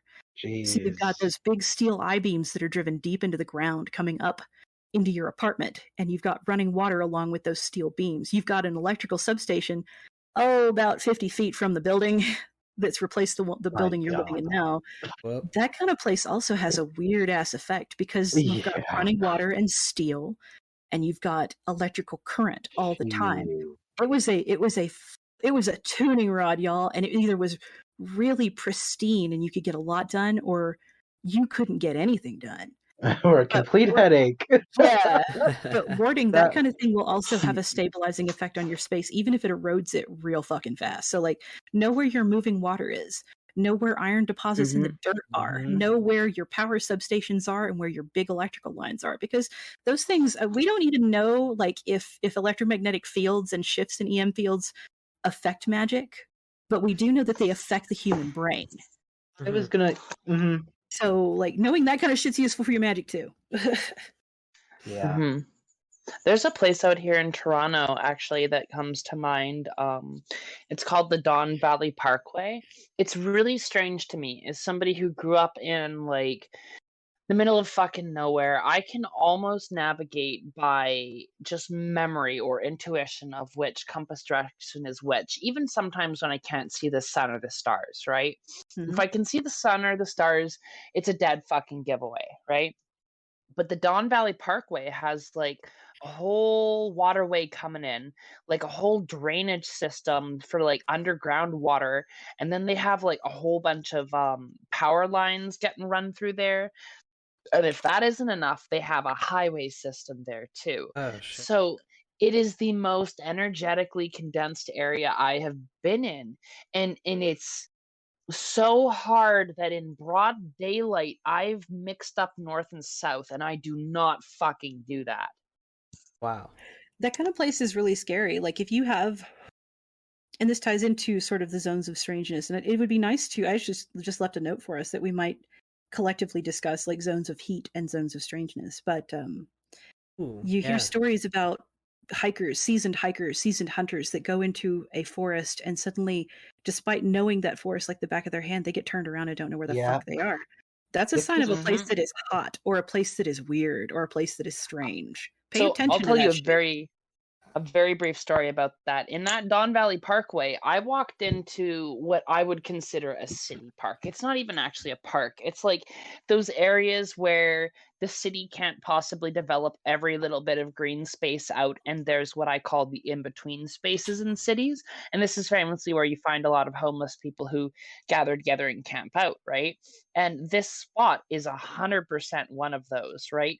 And I've gone on, like, day-long hikes where you hike for, like, 4 hours one way, and then you hike for 4 hours back, right? Like, you need to be able to just memorize it and go. And if you get lost, you have, like, a kit for overnight shit so that people can find you, and you stay put, and you let people know where you're going, and you don't travel alone, and blah, blah, blah, blah, blah, blah. But I still have never gotten lost out ever and stuck out in the woods. But I walked into a little in-between space.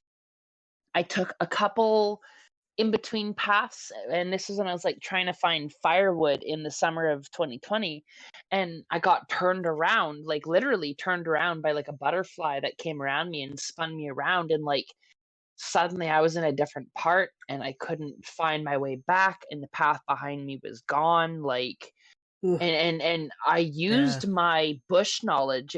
I just said, no, calm down. You're in a parkette, so there's no way it can last if you walk in one direction and don't deviate. And that's exactly what I did. And it took me right out of the bush, right? So like Perfect. my bush skill did work because I knew what was up, but there's no fucking reason I should be getting turned around in a parkette like that when I can hear like the highway on one side. You know what Mhm. I mean? It should not be happening, but it did. Yeah, no Wow. kidding. Oh, That's dang. Ooh. that's the thing. I mean, like even reading back through like folklore and fairy lore and stuff like that, you find that very common the sort of like that strange sense of unreality comes over you in liminal or high strange places. Being turned around, that's a big red flag, if you will, that you're in a really intense liminal space. Another thing too that I've experienced at least 3 times that still to this day almost feel like it didn't happen because it was just so pronounced. But the most notable time with this phenomena, I was in a bank in Center City, Philly. And it's this old bank right out front of oh right across Rue J right across the street from Barnes and Noble, Rittenhouse. Rittenhouse Square, and my mom was getting money out of the thing, and all of a sudden we both started feeling like lightheaded, and we turn around because we were like, I don't know, maybe there's something in here, you know, maybe like God forbid there's gas or whatever, because the bank was closed, we could just get to the ATM, and I was like, let's get out, and we turn around, and as we're looking, and I know this sounds like it's something out of a movie, but my mom saw it too. It looked as if everyone on the outside of the glass wasn't moving anymore. Mm-hmm. Like there was a Ooh. pigeon in midair, there was a car mid like drive, that there was smoke rising out of the like from, you know, like you could see the smoke coming out of the pot, you know, the thing in the ground, whatever. Yeah. And it all looked like it was still. And everyone just looked as if they were just stopped in time. And we start panicking. I was young. I was 16. I was a young little witchlet. You know, I think I still, you know, I didn't really have my, you know, I didn't know. But anyway, we're trying to get out of the bank, and none of the doors would open. They wouldn't pull. They wouldn't move. They wouldn't budge. We were stuck. And all of a sudden, my mom, I don't know what she said. She like started to get really frustrated, and she just was like, what is going on? And she pulled real hard, and all of a sudden, because all the noise stopped too, there was no noise, and all of a sudden it was just like zoop. It was like time caught up with itself, and suddenly like people are walking, they're like, ah, da, da, da, da, and it's just like that din of like, you know, Center City in a place, Mm. and we're just like looking at each other. She's looking around, she's completely like flushed, she's scared, I'm scared. Although I was like, I think the reason I felt scared in a different way. Mhm. I've read too many stories about being spirited away Ooh. that, like, you know, I was like, fuck. I was like, I'm too young, but You're like, oh shit, today's the day. and Getting you know, raptured. for her, she Yeah, was but very scared because she doesn't have. I think because she couldn't understand it. I understood what was happening, but I just couldn't believe it was happening to me. You Mm-hmm. know what I'm saying? Yeah. And and I've had like times where that's happened, but they were much less. Mm-hmm. Like they weren't as intense. Where I was like, you know, experiencing it that way. But the fact that I experienced it with my mom, that's what like really kind of verifies this experience for me. But And you're like uh, confirmed. yeah, Yeah. Well, that's those weird gaps are sort of part and parcel of magic in a way. Like we benefit from reality becoming unstable for one reason or another. So it seems like it's relatively common for folks that are even barely aware that reality isn't just, you know, meat and bone and blood and machine. to accidentally slip into those spaces, whether or not they actually go out looking for them. And this kind of dredged up something I wanted to say early on. We were talking about like different levels of work, and once you get past a certain point, you start having to deal with bigger problems, right? Mm-hmm. So there's this author named John Keel. I'm a big fan of John Keel, and he used to talk about things in regard to strangeness, like high strangeness. He started off as a ufologist, but after a while, especially after Point Pleasant and the whole Mothman thing, he became less certain of what was going on. And one of the things that he observed that I continue to observe myself is that if you go looking for it, it finds you. That's one. The other is if you observe it, it can observe you. Yes. So the more you work on your perceptions and the more you go out looking for things and see things, that's never a one-sided event. Any energetic thing that you do, any observation you make, is something that affects something else, and that something else, especially if it's a spirit or something that lives just on that side of the substrate or that side of reality, it's probably aware of you before you're looking. So you have to kind of be careful about what you go looking for and what you accidentally stumble into. And those weird ass little gaps in reality, those liminal spaces, those blind spots that we find ourselves stumbling into and sometimes drawn to, are places where warding can be very helpful too, which brings us to warding your body, which is the last big thing. So warding your body is actually pretty straightforward. It's exactly what it says on the fucking tin. You ward your body. You wear a protective symbol of some kind. And it doesn't have to be something you made yourself. It can be a good luck charm, like the Nazar, the blue evil eye, or even just the glass evil eye has been used for literally thousands of years. Even if you don't believe that Nazar will protect you, the fact that so many millions of people have used it and believed in it and reinforced it with reality means that even if you don't believe in it, it will still work. It absolutely will still work. The same with other things. Like you might know absolutely dick about Solomon. You might know absolutely nothing about the greater or lesser keys, the parts of the lesser keys, anything like that. You might not know anything about the seals. You wear a 6 of Mars, it'll still fucking work. It will still work because it's built on the belief of others that have reinforced it within reality. Wearing a red string around your wrist, you might not be part of any tradition that demands a red string. That red string that you bought might just be a piece of yarn that you bought from a Hobby Lobby. It doesn't have to be wrapped around Rachel's tomb. It doesn't have to be blessed in any fucking way. It's still a red string. It is still sympathetically tied to every other red string. Horseshoes, mezuzahs, ofuda, anything like that. Any symbol that is protective, the Hamsa, any kind of bind rune, protective symbols from the elder or younger Futhark or earlier Etruscan, the Vinca symbols, Hebrew, Sanskrit, Arabic, fucking anything, fucking hieroglyphics. If you can work that into a ward of some kind or use an established ward that was used by people prior, fucking use that. And symbols for your body, like wards for your body very frequently will take the form of jewelry. Wearable wards are a good thing. If you're trying to ward somebody else that doesn't know necessarily anything about magic, the best way to do that is to give them a piece of jewelry they really, really like that you work to ward into. For yourself, if there's not a warding symbol that you like and lean heavily into and you want to build your own, get yourself a little necklace with a capsule on it, like the little urn type capsules you can get, or a little glass locket, and inscribe a sigil that you've created or a symbol or a holy word within your paradigm or within your methods and put it there and wear it. Get someone else to wear it. Dress it up, make it look decorative. The ward doesn't have to be obvious. In fact, it's often better if it isn't. So like I wear a 6 of Mars. I wear a number of things on a silver chain. That silver chain is so long that it hangs way down like between my titties. Nobody sees what it is. They don't have to see it. In fact, I prefer if they don't. Wearing wards on your body is good. Now, there is a caveat.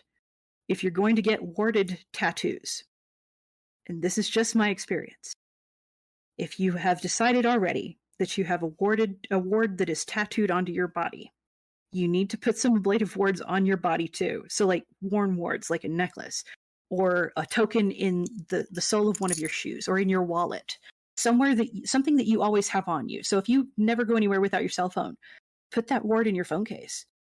Put that ward in a capsule on your keychain or a symbol on your keychain. You never go anywhere without your keys.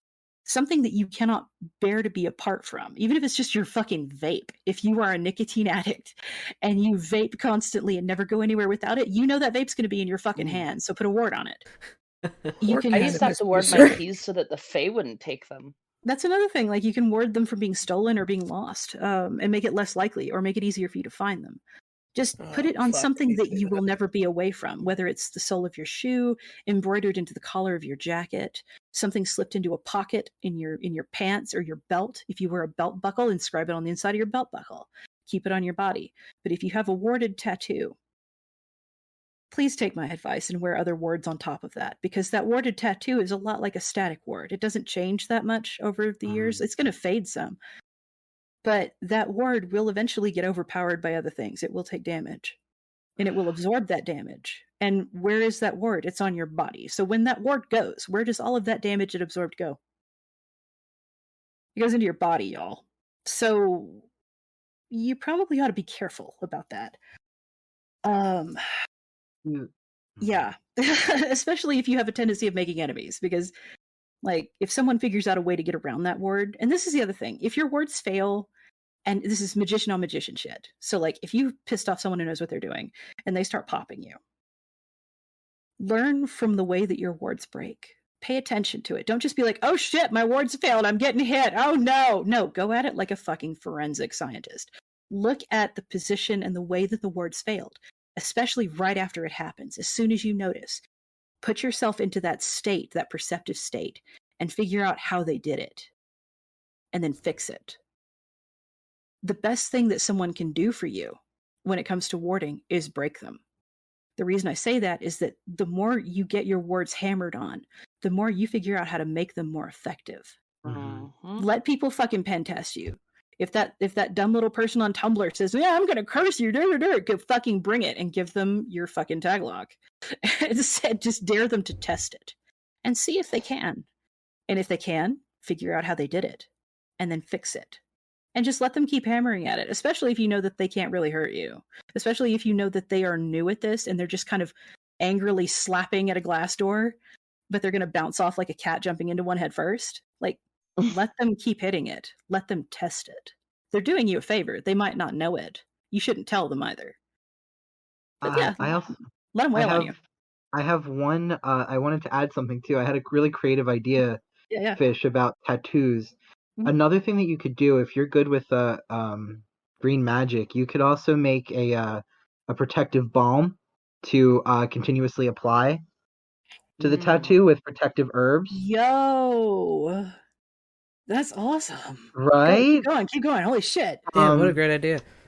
You could also do that like into an oil too, but like obviously make sure they're like skin safe, but make sure you're not allergic or whatever. But I mean, yeah, you could totally keep sort of like, it's like dressing a sigil, like if you want to make a sigil stronger, dress it with an oil that, pertains, Yeah. It would be like essentially the same. I mean, it's just an idea, but this is fucking genius. Yeah, it represents a way to sustain a ward like that. Was usually people will get a warding tattoo and they just fucking forget about it. They don't maintain it at all. But if you were to energetically maintain it, find a way to dump out all of that energy, find a way to purge it and reinforce it, there's less likely to be failure. Yeah. Fuck yeah. Holy shit. All right.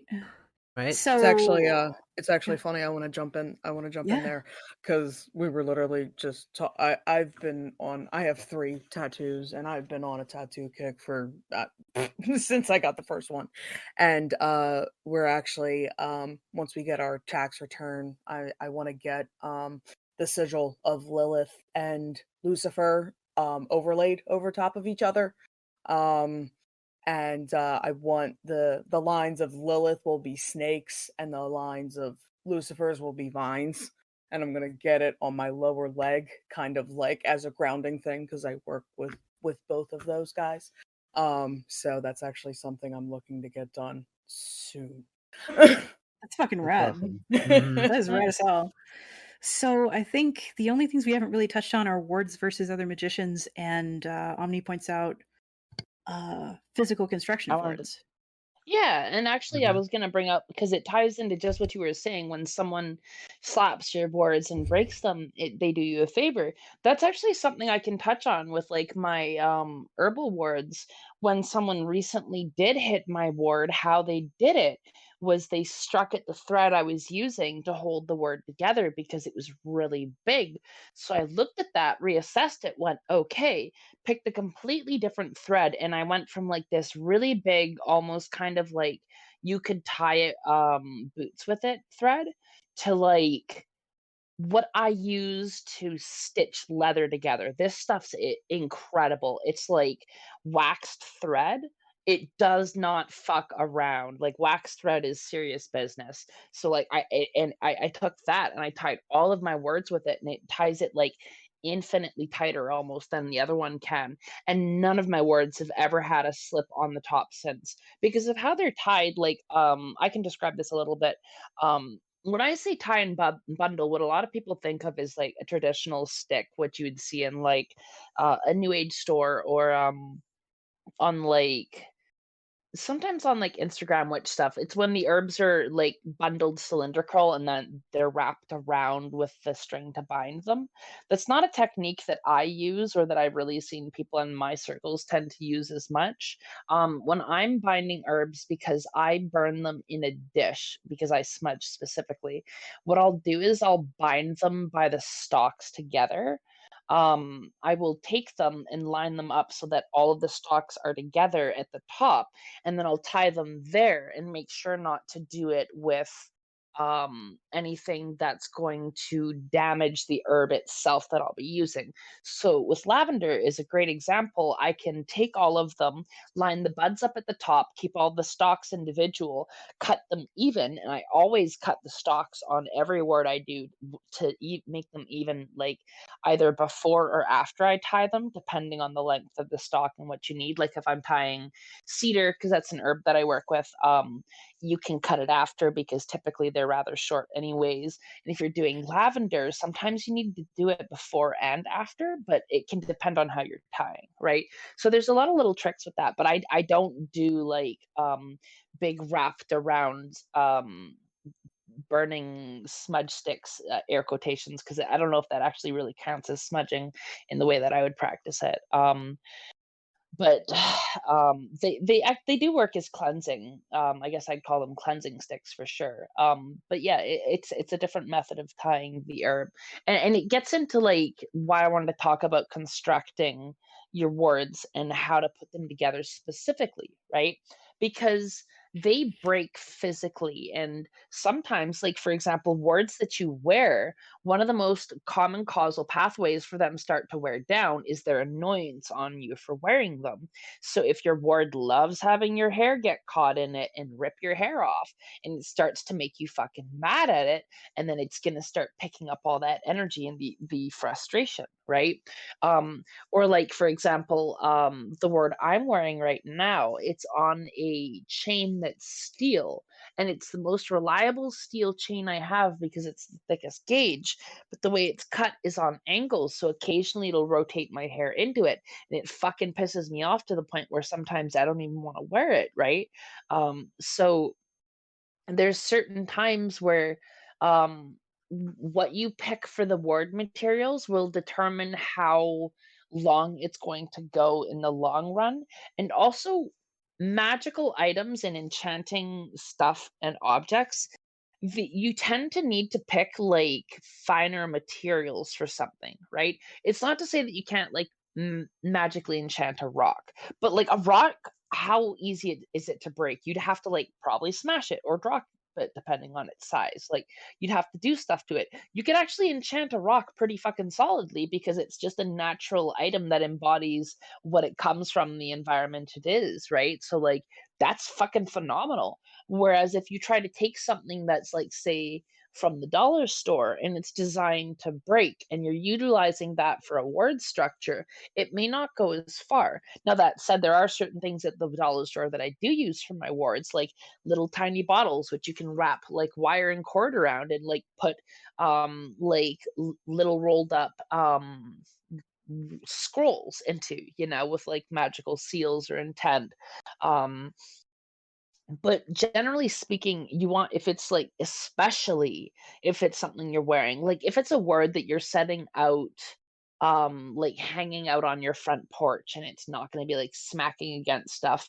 You could kind of generally pick not the greatest materials and it'll be fine. But especially if you're wearing something and it's going to be there long term, um the quality of the material really matters. Like for example, the only bracelet I have that I can physically wear long term is a really nice silver bracelet because it's pure silver. It doesn't like turn my skin green. It doesn't tarnish really at all. It doesn't leave a mark on me, and it's not uncomfortable in any way. It like practically molds to my arm, right? Other than that, like copper will turn my skin green. Gold's a little too malleable, so if something were pure gold, I'd probably fucking destroy it, and I can't even afford it to begin with. And like steel is nice on certain kinds, but other ones has like a really nasty smell sometimes. You have to make sure it's like a right kind of stainless steel. So like just picking your construction of your wards is important, and you do need to like put some process into it, and you can be creative. Like it's not to say you can't use stuff from the dollar store. Like I have something I'm looking at on my altar right now that's like a little plastic Easter egg that is like woven up with something I've done with it, right? And stuff like that works, but it's just you have to be specific about what you're using it for. You do. And with your materials, you also have to consider how that ward will alert you that it's being used. So you talk about the necklace that gets caught in your hair sometimes.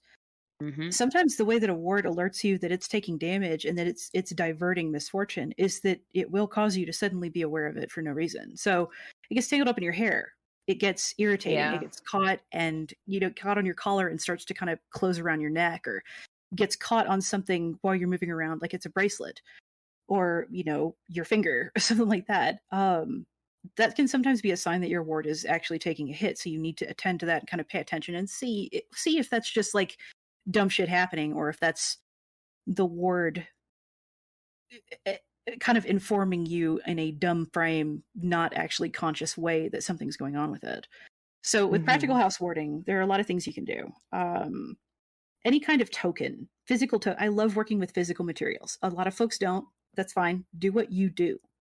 Whatever is subjectively the most useful thing for you and the thing that feels right for you is the one that's going to work better. Don't let anybody tell you you have to do it X way. Just do it however fits your practice. But some loose guidelines for warding a house, practically speaking, are that you don't just want to ward your house. You want to ward the entire property that you're on. So all the way down to the property line, all the way to the edges and the back of your property line, the outsides of your fence, the front of your curb, the underside of your mailbox, the inside of your mailbox,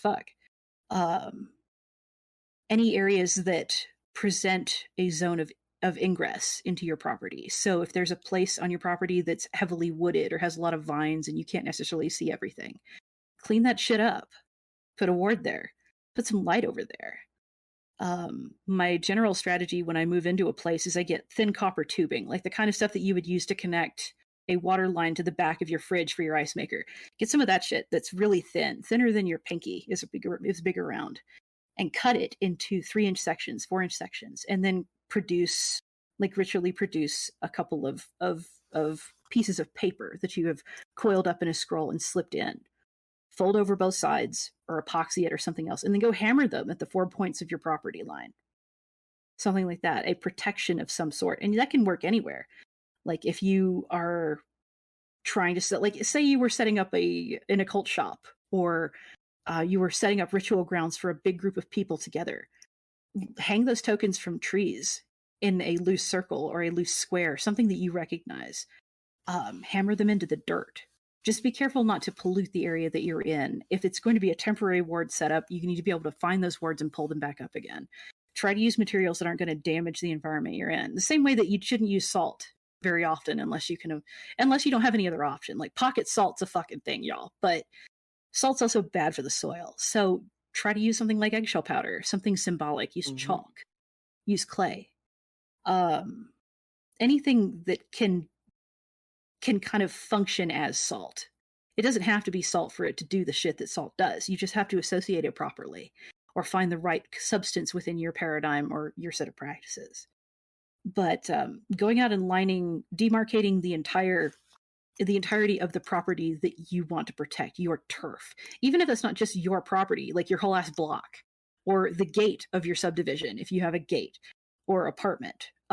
If you live in housing that is connected wall to wall, like a townhome or something like that, and you're worried about shit like wildfire. I mean, yeah, you could ward just your place, but if another location in that house, the housing block burns, everything will burn. So have an eye for that too. Like, look at the structure of where you're living, how you're living, and ward appropriately. Whether that means you are making rare earth magnets, like little fine plate rare earth magnets that you inscribe or paint your warding schema onto, whether that's a sigil or a holy word or a symbol.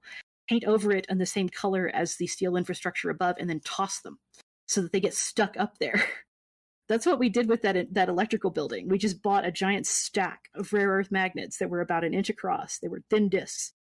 And we worked the warding onto each of the discs and we consecrated them all together at the same time. And then we painted them with a top coat that was the same color as the paint on the I-beams. And we threw them up there on every level so that they stuck up there. And it was so not noticeable that when they repainted all of it, they just painted over all of them. They're all still there. That's awesome. Find something that blends in. And that tactic doesn't just work for houses and locations like that. Like my wife and I set up wards in Denver based on the tram system. And we used the magnetic method to do that. We created a bunch of those warding magnets, and we put them on a number of trains. Like, we just decided to ride around the city on those little trams, and we would slip them under the seats. So those are moving warding fields that just travel through the city day in, day out. Wow. If you're trying to secure an area, it's a good way to do it, because it'll just disrupt everything it rides through that is harmful. And you can specify with wards, like anything that is designed to harm, anything that's designed to do X thing. There are variables in each of those wards that you can encode. And wardings don't have to be a solid wall against anything spiritual. They can be permeable. It's easy. It's generally as easy as saying, this only reacts to things that seek to harm me or could harm me. But the other thing in terms of ward breaking and ward developing is pay attention to the novelty of trying to get around wards, because there are some folks out there that really love breaking them just for the sake of breaking them.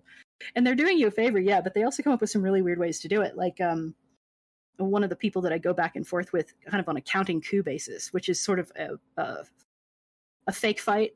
You're trying to ping each other and pop each other just to see how well you can target. Mm-hmm. It's like touch. It's like touch football. Can I explain the origin of the term briefly? Yeah, please, go ahead. It comes from Plains Native people. It's like literally what it suggests. Rather than killing an opponent in combat, you strike them with a hand or a coup stick, and it doesn't necessarily shame them, but it really shows how badass you are. Like, ha, I could have killed you, and I just slapped you and ran off.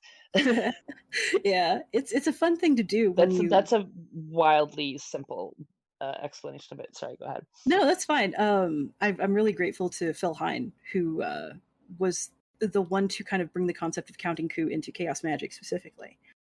I can't remember which of his books it was, but I had never heard of it until then. But we go back and forth popping each other, and one of the ways they found to get around my wards was to kind of set up something that it was trying to reach through retrocausality. They were saying, well, I guess what they decided, and I didn't ask them how they did it because I didn't want to admit that I wasn't sure. So I kind of post-mortemed it myself. But what it looks like is the way they did it, or what it looks like is that they looked for points of failure that they could highlight prior to me moving in and warding. Hmm. So I don't know much about temporal magic. I don't know a lot about that. That happens to be something they are very nerdy about. I'd love to get them on the podcast. But they sort of reached back into points of failure that happened before we moved in and before the wards were laid that could go wrong now in the here and now. And it was very fucking clever. It was very clever. And it took me a while to figure out how the fuck that worked. And I got confirmation that that's what they were doing, because we use a double blinder. That's why I don't talk to them directly about our coup games. So, like, if I think I've been popped, I drop a time date stamp in our double blinders DMs, and they will have informed them when they're making a hit. And likewise, when I'm popping them, I will leave a time and date and kind of the method and the intent. Yeah, like a middleman kind of thing. Yeah, a middleman to make sure that we're not just like playing head games with each other and LARPing. It's just someone to blind the process.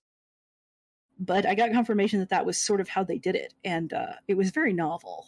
So if you get engaged in a magician on magician, bitch fight, either a play fight or a real fight, sometimes they'll come up with very weird ways to get around your wards, and they are very effective, and you're not really sure why, because it might not be your bailiwick, it might not be something that you've studied or specialize in, and it's important if your wards do get knocked down, whether it's in a play situation, like a testing situation, or if it's a real situation, that you are not so proud of your wards that you don't admit that happened. If you get smacked, you get smacked. You need to admit that to yourself at least. And then you need to try to do better. But if you deny that happened when you see obvious signs that it did, there was no point in putting those wards up in the fucking first place. Like, be realistic in your shit. If somebody knocks your wards down, admit that to yourself, even if you don't admit it to anybody else. Because if you don't, you're not doing yourself a fucking favor if you don't. Mm-hmm. Absolutely. You're just kind of role playing that you're a good magician then. Yeah. And contrary to like the Western world in magic, fake it till you make it doesn't always really work, man. It only goes so far. You gotta have some actual grit to back it up. The rubber's got to meet the road. Yeah, it's like don't bluff with the shit. Don't. Mm-hmm. Like, don't. You're not gonna win anything. No, you're not. And like, if you have to bluff, then you worry too much about what other people fucking think, which you shouldn't be doing anyway. We already talked about that, but it stifles you getting better. It does. Like, if you become a boomer about your magic and you think, well, this is just the way it is, and I know this and that, and then if you become so static in your thinking that you can't admit that you're wrong, or admire or acknowledge someone else's technique that you didn't think of, or admit that you didn't think about something that someone else suggests, then what the fuck are you even doing here? Go to the old folks' home and shut the fuck up. Look at the reaction we had here, just in this recording today, when we were talking about the tattoos, and Scott was like, the herbal balm, and we were like, oh my fucking god, yeah. That's amazing. I would never have thought of that. That's fucking awesome. Thank you. That is rad as hell. You can put that on your witch resume. You can do it. Go for it. Holy shit. It kind of puts a little smile on your face, right? Because like you didn't necessarily invent it, but you contributed to it, right? And then there are certain things that you come up with, like what Scott was talking about here, right? And it's interesting how good ideas are contagious, and it's hard. It's deeply hard, especially with like whether or not people want their names to be mentioned to this stuff, because some people are really fucking private with their witchcraft stuff, and if you're learning from someone on a person-to-person basis, sometimes giving credit's a little difficult, but also like it costs you nothing to say that like you've learned a lot of shit from your conversations with other people, and credit it when the point comes up. If someone's like, yo, I did come up with this, and they want the credit, absolutely give it to them. Yeah, absolutely.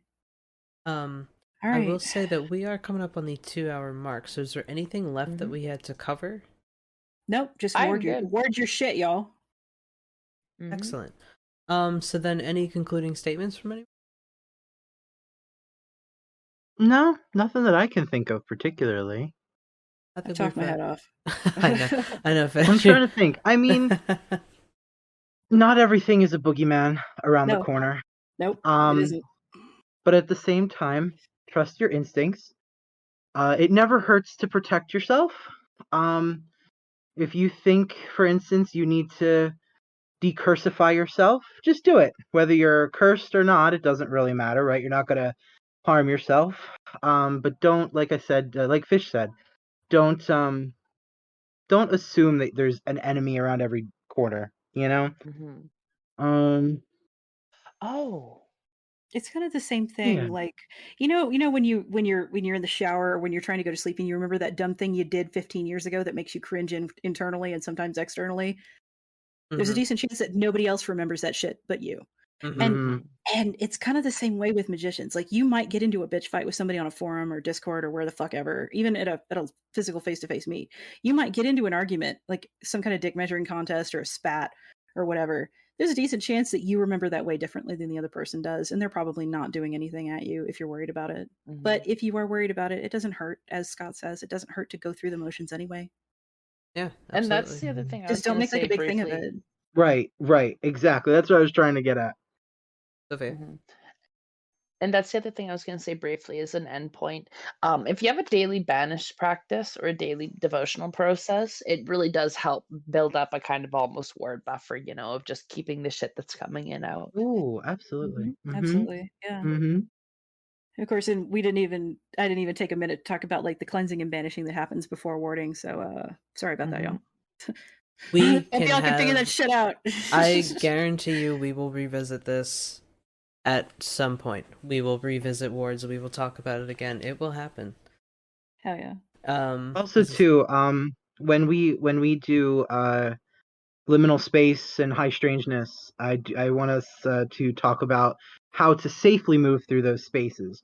I know I've mentioned my story before, but I don't think I've ever, at least for traditional craft, how we would go about it. But I'd be interested to hear Fish and Sophia's sort of take on that. So, Hell yeah. we'll I think we could kind of talk about that, but yeah, we'll do that in that episode, I think. I love this. All right. Yes, that sounds like a great idea. All right, so with that, we are going to get some sleep, maybe? I don't know, I'm tired as hell. We will see you... Oh yeah, that too, I am hungry as hell. I'm sitting here too. Alright, I'm gonna get a snack.